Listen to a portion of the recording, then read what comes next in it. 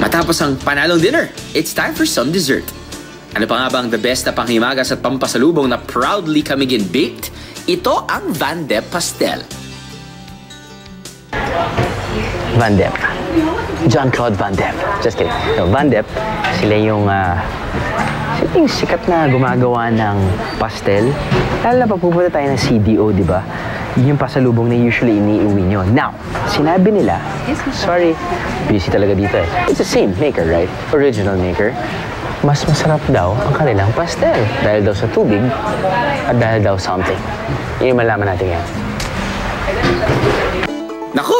Matinding sugar rush na naman ang aabutin ko sa pastel. O yung sikat nilang tinapay na may palaman na yema. Mula sa original na yema flavor, dumami ng dumami ang flavor ng pastel.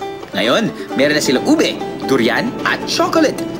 Para sa isang dosena ng original yema flavor, maghanda ng 130 pesos. Pero kung gusto mo ng ibang flavors, dagdagan nyo ng konti ang budget nyo mga biyero dahil umaabot ito ng 165 pesos kada dosena.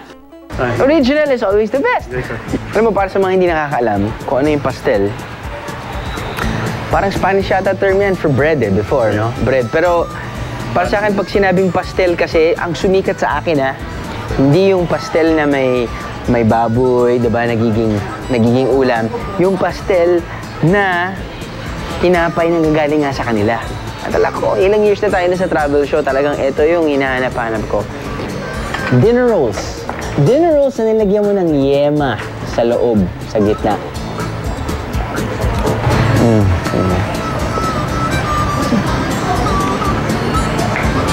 No rice, Ayos.